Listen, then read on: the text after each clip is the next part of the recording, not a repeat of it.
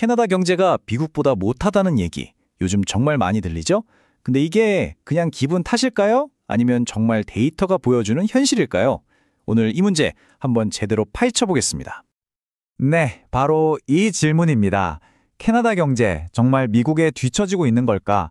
많은 분들이 그런 것 같다고 느끼시는데 과연 그게 사실인지 이제부터는 감이 아니라 딱딱한 숫자로 한번 확인해 보겠습니다. 자, 여기 데이터를 한번 보시죠. 정말 명확합니다. 2025년 경제 성장률 전망을 보면요. 캐나다가 1% 초반에서 헤매고 있을 때 미국은 1% 후반대로 쭉쭉 나가고 있죠. 실업률은 더 신박해요. 캐나다는 거의 7%에 가까운데 미국은 4%대를 안정적으로 유지하고 있습니다. 이건 그냥 느낌이 아니었던 거죠. 두 나라 경제가 완전히 다른 길을 가고 있다는 걸 보여주는 명백한 증거입니다. 네, 보셨듯이 격차는 현실이었습니다. 자, 그런데 그렇구나 하고 넘어가면 의미가 없잖아요. 지금부터가 진짜 중요한 부분입니다. 도대체 왜, 무엇 때문에 이런 차이가 벌어지고 있는 걸까요? 경제 전문가들이 지목하는 가장 유력한 용의자가 있습니다. 바로 생산성의 붕괴입니다. 생산성 하니까 좀 어렵게 들리시나요?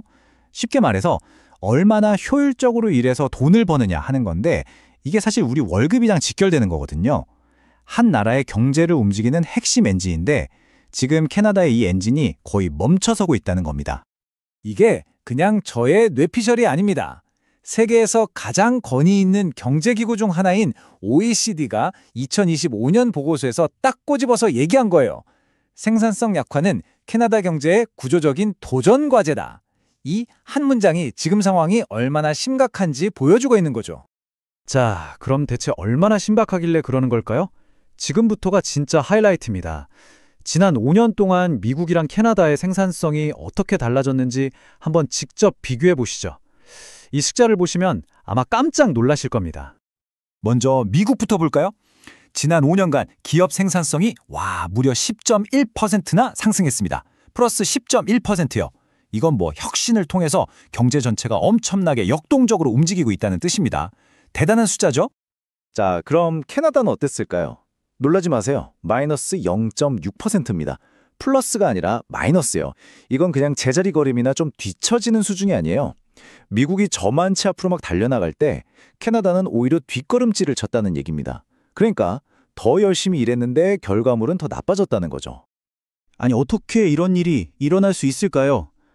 이 생산성 붕괴라는 사건의 범행 동기는 뭘까요? 범인은 둘입니다. 바로 투자와 혁신의 실종입니다. 이 두 가지가 캐나다 경제에서 제대로 돌아가지 않고 있다는 거죠. 여기서 잠깐 생산성을 조금만 더 쉽게 쪼개볼게요. 딱 두 가지만 기억하시면 돼요.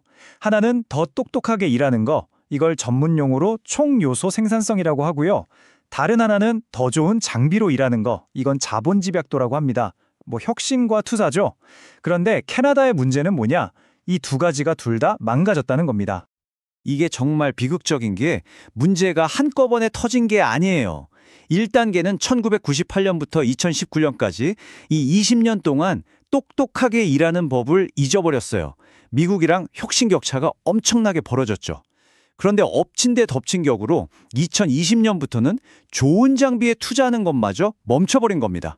똑똑하지도 않은데 장비까지 구식이 되어버린 그런 최악의 상황에 빠진 거죠. 그 증거가 바로 이겁니다.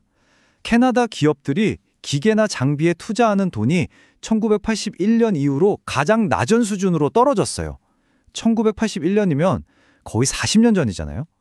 미래를 위한 투자를 아예 안 하고 있다는 아주 위험한 신호입니다.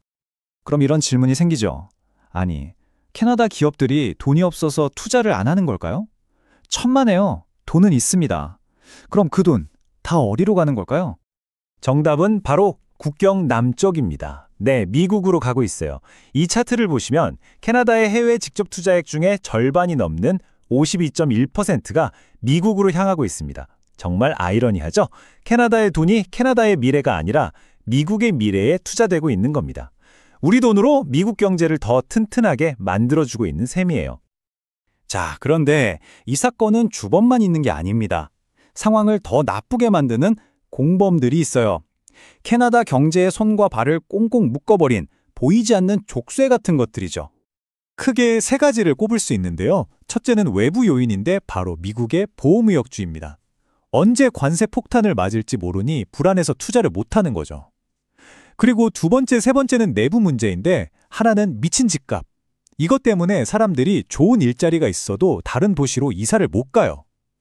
마지막은 주마다 제각각인 규제입니다. 이것 때문에 캐나다가 하나의 나라가 아니라 그냥 10개의 작은 나라처럼 따로따로 놀고 있는 거죠. 이게 말로만 들으면 잘 와닿지 않으실 텐데 이런 거예요. 예를 들어 엘버타에 정말 뛰어난 AI 엔지니어가 있는데 토론토에 있는 회사로 가려니까 집값이 너무 비싸서 포기하는 겁니다. 또 브리티시 컬럼비아에서 만든 맛있는 와인이 온타리오로 오면 온갖 규제 때문에 가격이 72%나 비싸져요. 바로 이런 말도 안 되는 비효율이 캐나다 경제 전체의 발목을 꽉 잡고 있는 겁니다. 자, 이제 퍼즐 조각들이 거의 다 맞춰졌습니다. 지금까지 우리가 살펴본 이 문제들, 이게 다 따로따로 노는 게 아니에요. 서로가 서로의 꼬리를 물면서 거대한 악순환의 고리를 만들고 있습니다. 이 악순환 한번 정리해 볼까요? 첫째, 생산성이 떨어지니 경제 성장이 멈춥니다. 당연히 우리 월급도 잘 안 오르겠죠. 둘째, 이걸 본 똑똑한 돈들은 여기선 답이 없다 하고 더 좋은 미국으로 떠나버립니다. 돈이 빠져나가니 생산성은 더 떨어지겠죠. 셋째, 이런 와중에 아까 말한 그 족쇄들, 그러니까 비싼 집값이나 내부 무역 장벽 같은 것들이 경제가 다시 살아나려는 발버둥마저 막아버리는 겁니다. 이 세 가지가 서로를 강화시키면서 캐나다 경제를 끝없는 늪으로 끌고 들어가고 있는 거죠. 더 안타까운 소식은 이 악순환이 쉽게 끊어질 것 같지 않다는 겁니다. 여러 경제 예측 기관들이 적어도 2026년까지는 미국이 계속 캐나다를 앞서 나갈 거라고 보고 있어요. 이 격차가 유지되는 것만 해도 다행이고 어쩌면 더 벌어질 수도 있다는 암울한 전망입니다. 그래서 오늘 분석을 마무리하면서 이 무거운 질문을 던질 수밖에 없습니다. 자본도, 혁신도, 생산성도 이 모든 것이 미국과 정반대의 길을 가고 있는 지금, 과연 캐나다는 예전처럼 성장을 꿈꿀 수 있는 나라일까요?